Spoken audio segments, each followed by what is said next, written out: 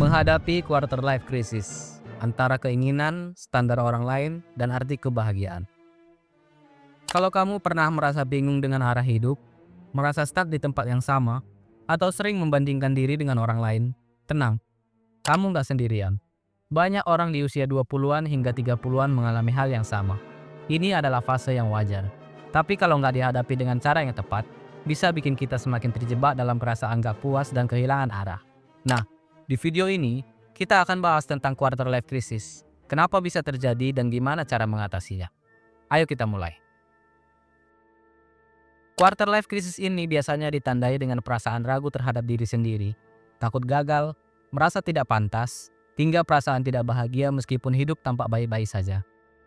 Penyebabnya bisa bermacam-macam, mulai dari ketidakpastian menghadapi pilihan hidup, perasaan terombang-ambing antara mimpi dan kenyataan, hingga tekanan sosial yang membuat kita merasa harus mencapai sesuatu dalam usia tertentu. Mengapa kita mengalami quarter life crisis?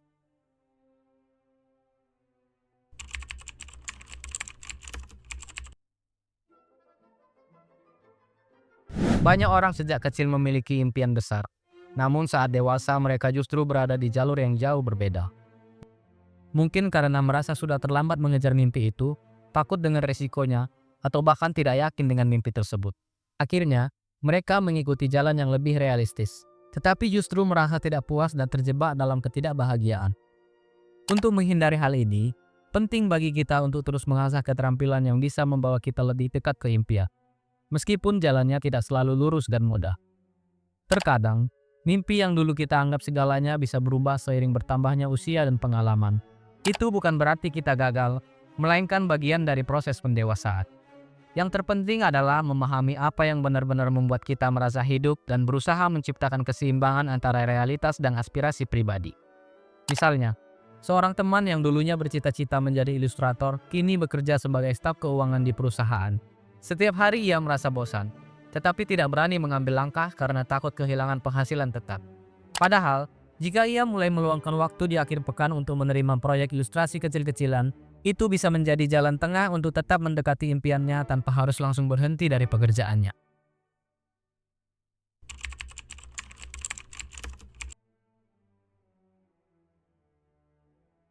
Di era digital ini, kita dibombardir dengan berbagai pilihan. Ingin sukses? Bisa jadi karyawan, pengusaha, YouTuber, atau bahkan peternak lele. Tapi justru karena banyaknya pilihan ini, kita seringkali bingung mana yang benar-benar kita inginkan.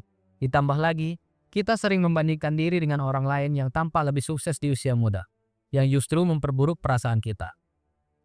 Untuk mengatasi ini, kita bisa mencoba menyaring informasi dan fokus pada pilihan yang paling sesuai dengan nilai dan tujuan hidup kita sendiri. Mengambil keputusan di tengah banyaknya opsi memang sulit. Tetapi yang lebih berbahaya adalah tidak mengambil keputusan sama sekali. Ketimbang terus menunggu kepastian, lebih baik mencoba satu langkah kecil dan mengevaluasi hasilnya. Dengan begitu, kita bisa memahami apa yang benar-benar cocok untuk kita tanpa terjebak dalam kebingungan yang berlarut-larut. Contohnya, seorang fresh graduate bingung apakah harus mengambil pekerjaan kantoran yang bergaji stabil atau mengejar passion sebagai fotografer yang lebih bebas tapi tidak menentu. Jika terlalu lama bingung, akhirnya malah tidak mengambil keputusan apapun dan terus merasa frustasi. Cara terbaik adalah mencoba satu jalur terlebih dahulu, mengevaluasi, dan tidak takut untuk berbelok jika ternyata tidak sesuai.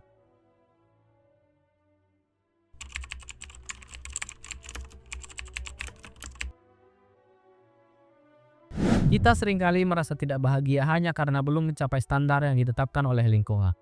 Menikah di usia sekian, punya rumah di usia sekian, sukses di usia sekian, semua itu hanyalah standar gengsi yang dibuat oleh orang lain. Faktanya, setiap orang memiliki time zone-nya sendiri. Ada yang sukses di usia 20-an, ada yang baru menemukan jalan hidup di usia 40-an atau bahkan lebih tua, seperti Kolonel Sanders yang baru sukses dengan KFC di usia 60-an. Menyadari bahwa kita tidak perlu mengikuti jalur orang lain adalah langkah awal untuk membangun kebahagiaan yang lebih autentik dan bermakna. Tekanan sosial ini seringkali diperparah oleh media sosial, di mana kita hanya melihat versi terbaik dari kehidupan orang lain. Kita lupa bahwa setiap orang punya tantangan dan perjuangannya sendiri yang tidak selalu tampak di permukaan. Daripada terpaku pada ekspektasi eksternal, kita bisa mulai mendefinisikan kebahagiaan berdasarkan apa yang benar-benar kita butuhkan dan inginkan dalam hidup. Contoh yang sering terjadi, saat reuni sekolah, Ada teman yang sudah punya bisnis sukses atau menikah dengan pasangan ideal, sementara yang lain masih berjuang mencari pekerjaan tetap. Akibatnya, yang merasa tertinggal jadi minder. Padahal perjalanan hidup tidak bisa dibandingkan begitu saja.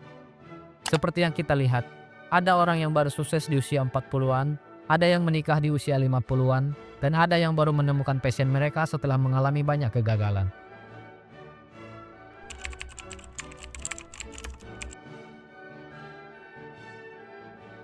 Salah satu penyebab kita merasa kehilangan arah adalah kurangnya refleksi terhadap diri sendiri. Kita jarang bertanya pada diri sendiri tentang apa yang sebenarnya kita inginkan dan bagaimana cara mencapainya. Hidup terus berjalan dengan berbagai tuntutan, dan kita sibuk memenuhi ekspektasi orang lain tanpa pernah berhenti untuk memahami diri sendiri. Meluangkan waktu untuk menulis jurnal atau berbicara dengan seseorang yang dapat dipercaya bisa menjadi cara yang baik untuk memahami diri sendiri lebih dalam. Ketika kita tidak mengenal diri sendiri, kita cenderung mudah terombang-ambing oleh pendapat orang lain dan merasa tidak puas dengan apapun yang kita capai. Refleksi tidak harus selalu dalam bentuk meditasi atau jurnal panjang. Bisa sesederhana meluangkan waktu beberapa menit setiap hari untuk berpikir tentang apa yang membuat kita bahagia dan apa yang ingin kita perbaiki dalam hidup. Dengan kesadaran diri yang lebih baik, kita bisa membuat keputusan yang lebih selaras dengan nilai dan tujuan hidup kita. Misalnya, seorang teman yang sejak kuliah selalu mengikuti apa kata orang tuanya. Ia mengambil jurusan yang tidak disukai, bekerja di perusahaan yang tidak membuatnya bahagia, tetapi terus menjalani itu karena takut mengecewakan keluarga. Akhirnya, di usia 27, ia mulai mempertanyakan apakah ini benar-benar kehidupan yang ia inginkan. Jika dari awal ia lebih sering merefleksikan dirinya sendiri, mungkin ia bisa menemukan jalur yang lebih cocok tanpa harus merasa tersesat di tengah jalan.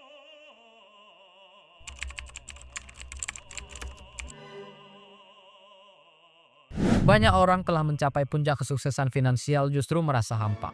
Mereka akhirnya mencari kebahagiaan melalui kegiatan sosial, membantu orang lain, dan menemukan makna dalam hidup. Ini menunjukkan bahwa kebahagiaan bukan soal memiliki mobil mewah atau pekerjaan bergengsi, melainkan tentang bagaimana kita merasa berarti dan bermanfaat bagi orang lain. Sayangnya, banyak dari kita yang masih terjebak dalam keinginan-keinginan yang fana. Kita mengejar sesuatu hanya untuk memenuhi standar orang lain atau membuktikan diri kepada mereka yang pernah meremehkan kita. Padahal, keinginan tersebut hanya bersifat sementara. Setelah kita memilikinya, biasanya kita merasa biasa saja dan ingin mengejar hal lain lagi. Bagaimana keluar dari quarter life crisis?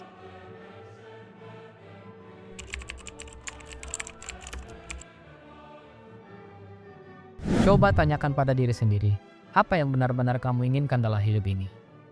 Bukan apa yang diinginkan oleh orang lain atau apa yang terlihat keren di masyarakat. Tulis tujuanmu dalam 5 tahun ke depan, manfaatnya, rintangannya, dan langkah-langkah kecil yang bisa kamu ambil setiap hari untuk mencapainya. Saat kamu sudah mengetahui apa yang benar-benar kamu inginkan, buatlah keputusan berdasarkan visi tersebut. Hindari terlalu banyak mempertimbangkan pendapat orang lain yang bisa membuatmu ragu. Ingat, hanya kamu yang tahu apa yang benar-benar membuatmu bahagia dan merasa hidupmu bermakna.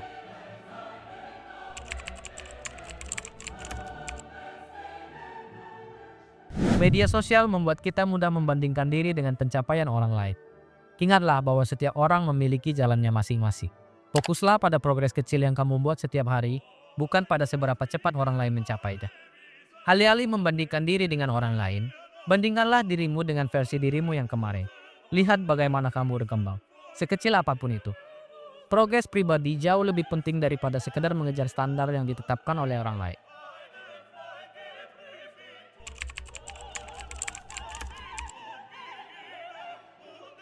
Kebahagiaan seringkali datang dari merasa berkembang. Meski hanya naik sedikit dalam pekerjaan, meningkatkan skill baru, atau sekedar bisa lebih menikmati hari, itu sudah cukup untuk memberikan kepuasan batin. Jika kita menabung kebahagiaan saat sukses besar, maka kita akan terus merasa hampa. Bersyukur atas pencapaian kecil juga bisa meningkatkan motivasi untuk terus melangkah. Jangan meremehkan hal-hal sederhana seperti bangun pagi dengan semangat atau berhasil menyelesaikan tugas yang tertunda. Semua itu adalah bagian dari perjalanan menuju versi terbaik dirimu.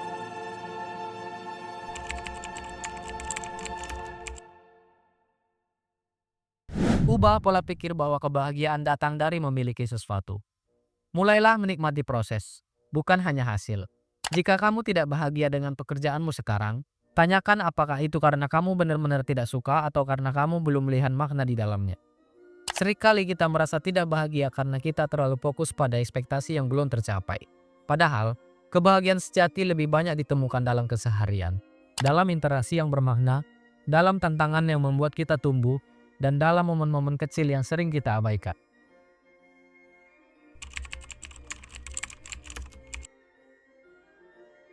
Jika kamu merasa benar-benar bingung, ada baiknya mencari bantuan dari mentor, komunitas, atau bahkan profesional.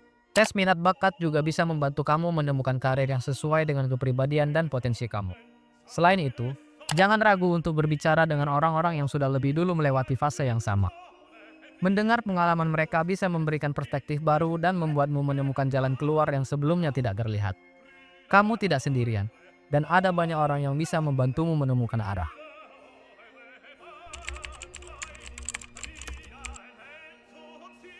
Kebiasaan kecil yang dilakukan secara konsisten bisa membantu kita keluar dari quarter life crisis.